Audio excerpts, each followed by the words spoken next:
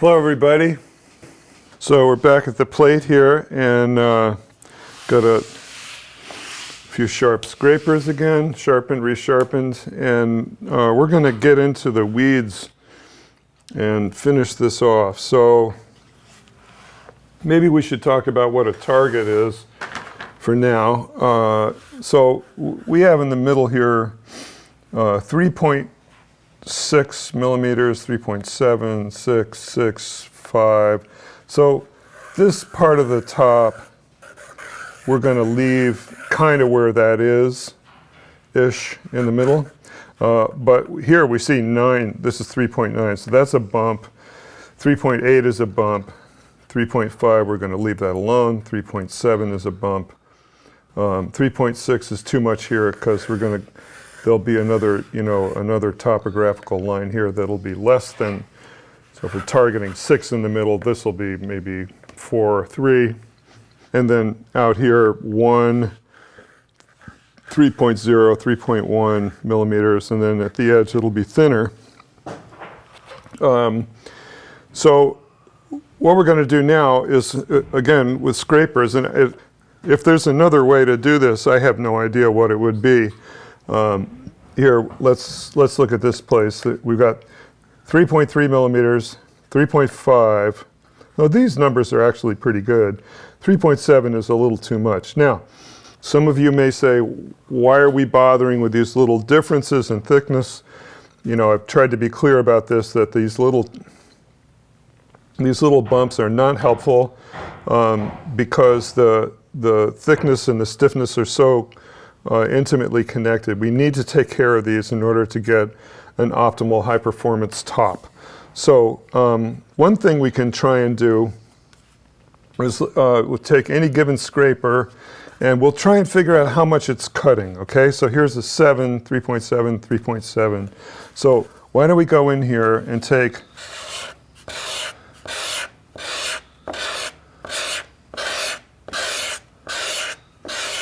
there's 10 cuts, all right? Well, let's go over and measure. Get some sense of how much we're taking off per cut, okay? So, all right, so here we have 3.6 and 3.6. All right, so what we've just said or learned is that 10 cuts with this scraper, and you can see that the shavings are, quite small. So 10 cuts roughly took off 1/10 of a millimeter right here. That's a pretty useful thing to know. And so with that in mind, we're going to go after some of these problems. This is a pretty dramatic problem. Let's look at this. Here's 1, 2, 3. So this is kind of in the neighborhood of done. We don't want to touch this area so much. But right next to it, 3.8, 3.7, 3.8 over here. We're going to be really careful not to cut here. No, only cut off this high spot, this high little ridge that we've got here, 8, 8, 6, 7. Okay? Again, if there's another tool that can be used to accomplish this, I have no idea what it would be. I mean, I suppose you could get in here with sandpaper and fuss around with it, but it's a disgusting way to go. This is woodworking. Let's get to it.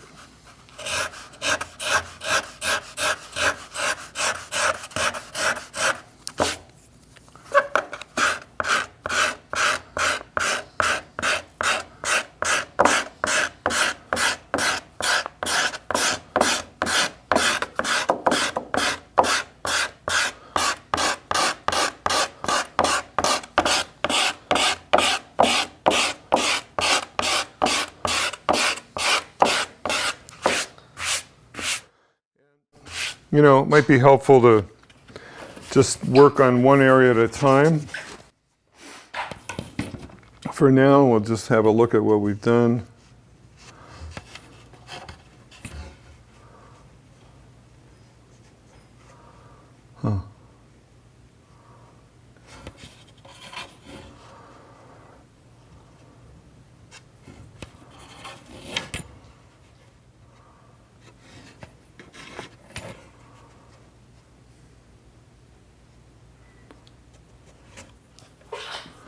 try this other scraper.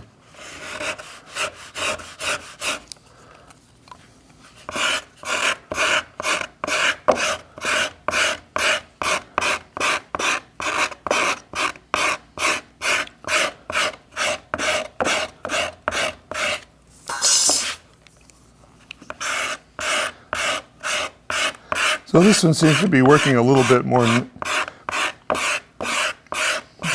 leaving a better surface. The little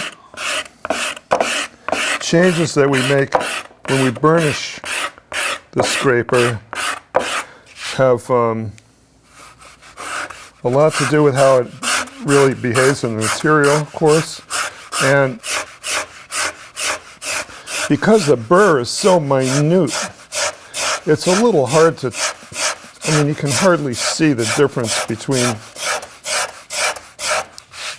one scraper and the other, no matter how closely you look at it. I guess a microscope would help, but I don't have one of those. At any rate, what will happen as you do this is you'll figure out that sometimes you get a scraper that just seems golden and it's really doing what you want it to do.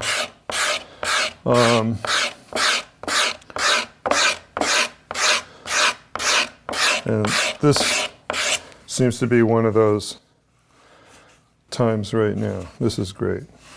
Love this.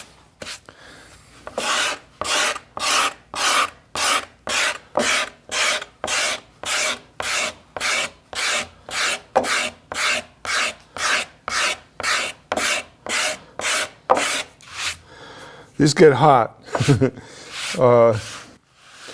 If you're scraping a dining room table or something like that, you might wear gloves or put tape on your fingers. And if you're scraping vigorously, the edge gets quite hot.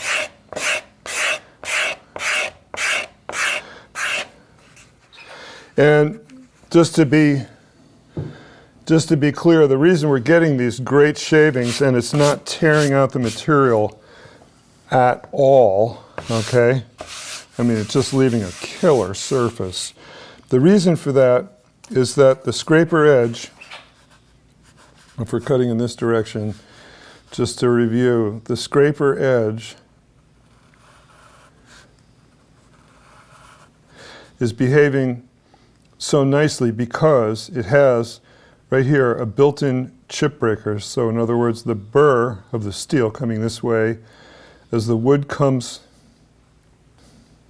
up, we're cutting in this direction. As the wood comes up this edge, we press in and engage the material. The wood chip comes up here and is immediately rolled into a little curl by the wire edge. And it's working great. Okay.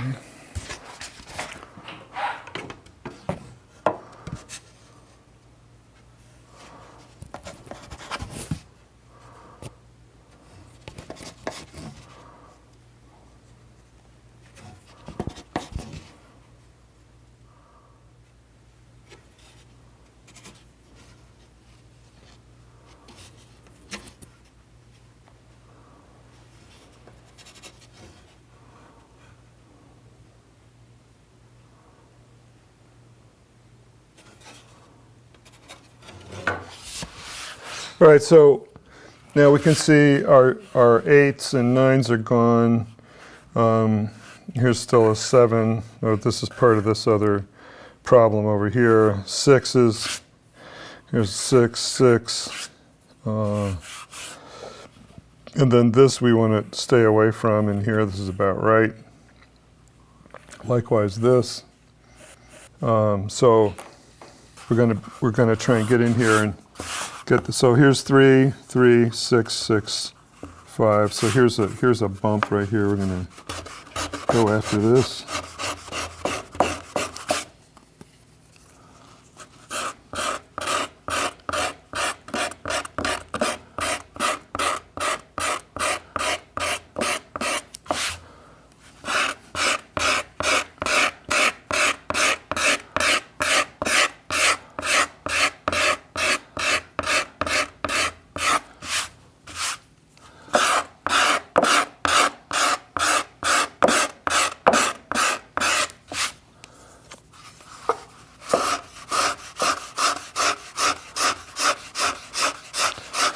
But really, the surface that the scraper can leave is just terrific. It's really a incredibly powerful tool for things like this, where we're paying so much attention to the thickness of these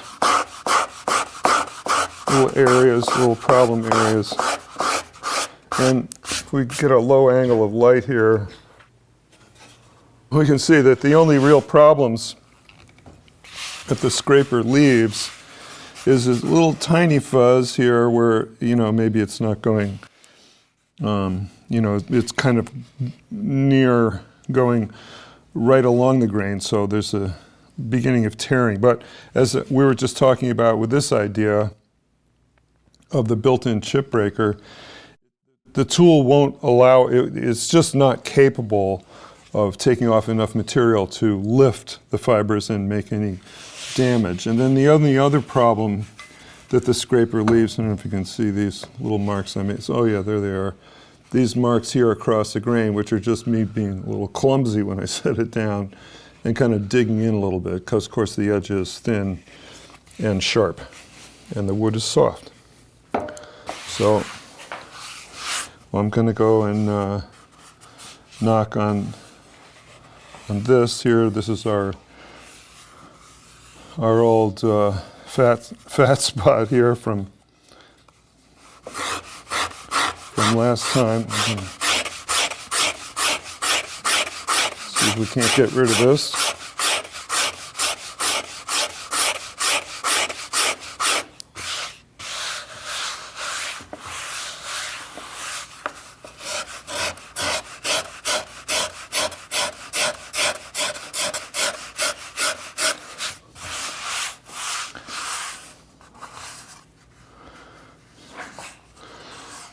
Okay, we'll stay here for now. I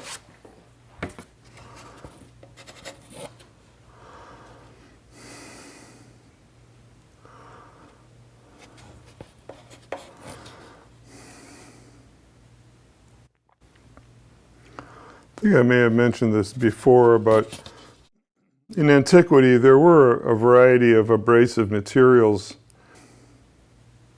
that could be used, from soft stones to the bones of cuttlefish, which, if you don't know what those guys are, look it up. They're awesome. And reeds and rushes, in other words, grasses that have prickly edges to them, can be balled up and used as an abrasive. But it wasn't until the advent of modern manufacturing techniques that we really had access to abrasive paper of any quality. And I can tell you that the quality, longevity, and price of these things has just gotten so much better in the years that I've been involved in woodworking. It's just amazing. Wow, there's a 3.9 right there. I didn't realize we had a spot quite that thick. 8. Okay, here's a little bump we got to get rid of. Anyway, the sandpaper is great, very useful, of course, for all kinds of things. But its use in carving plates is, in my work at least, is limited to the last little bit that you do. You're not really asking it to take off a lot of material, and you're only using it when you're happy with the way the surface is, you're happy with the thicknesses that you've been able to get by diligence and careful measuring and scraping.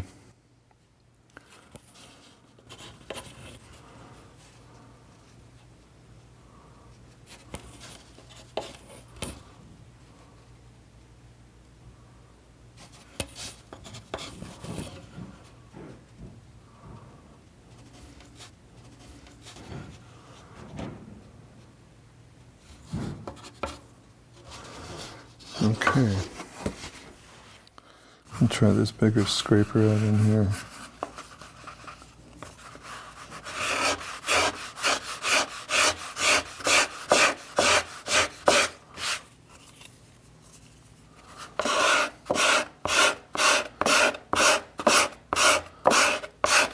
I was taking a little bit bigger cut, and it's a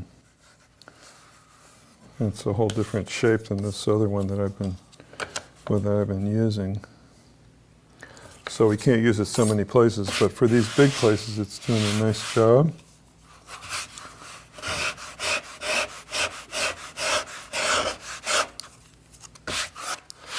I would just take a minute and celebrate this wonderful nest that we made, which is working great.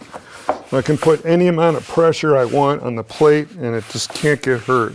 It's a fantastic tool. Gives you the confidence that you need so you can relax and do your work without worrying about busting something.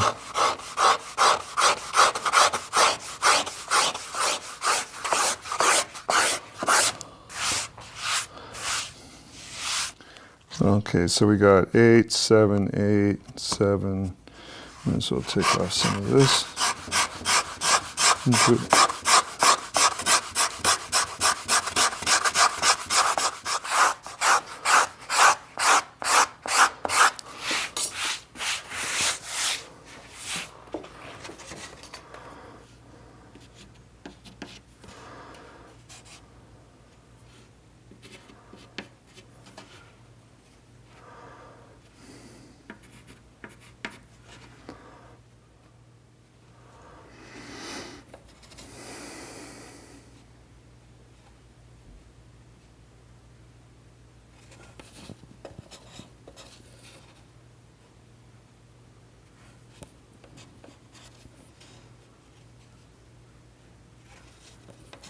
So I found a spot here that's 3.7 right here. And I'm measuring right around it to see the exact shape of it so you can see that that's a hill, so to speak.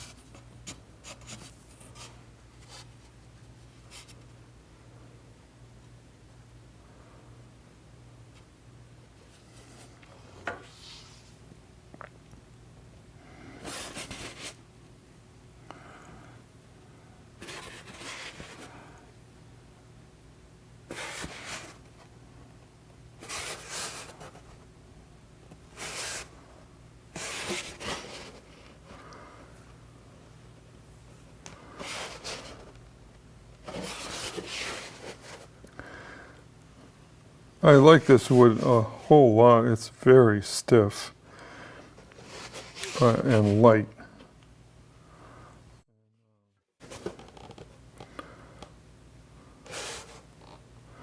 I don't know how to measure that and tell you what that is, but it's a really good piece of material, and I think that I'm going to have some real fun with this Lutz spruce.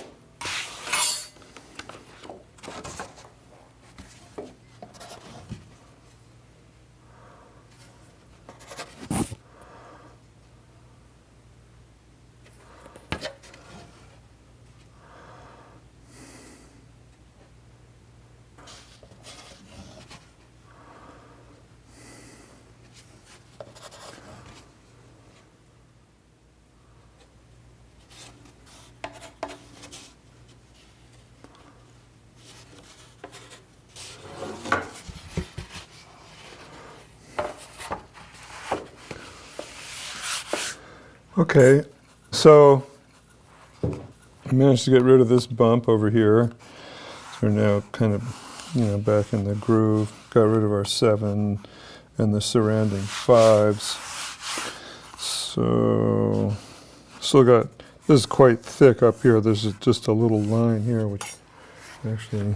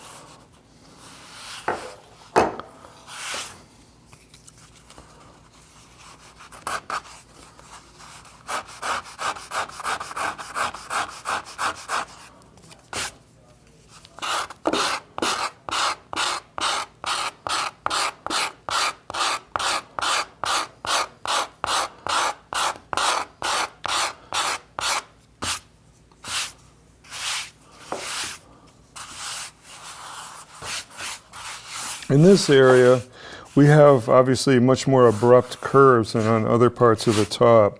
And those more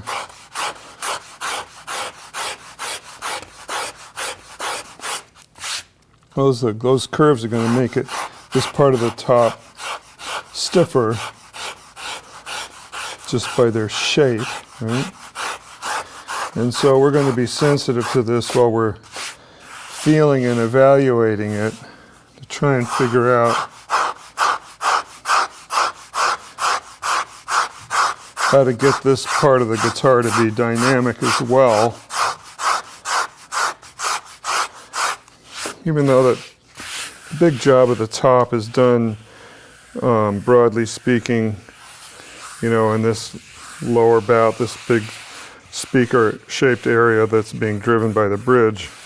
But still, we're going to need some flexibility in here, and that means that these parts, the guitar from here to here, have to be a little bit thinner than the rest of it in order to be able to be appropriately flexible.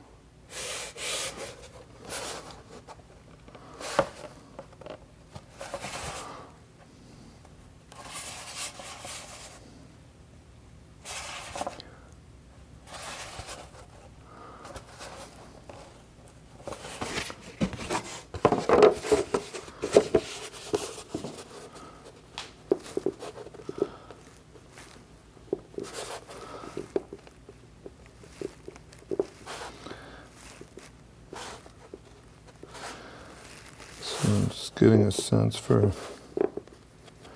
how stiff this area is right now and comparing it to the lower bout. Gosh, feels a little stiffer on this side.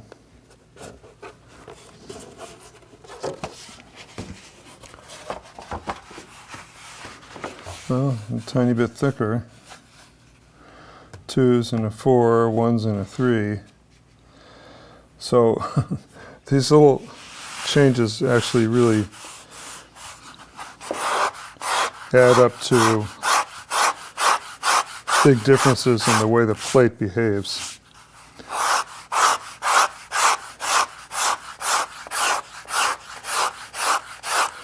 All right, well, I'm going to keep playing with this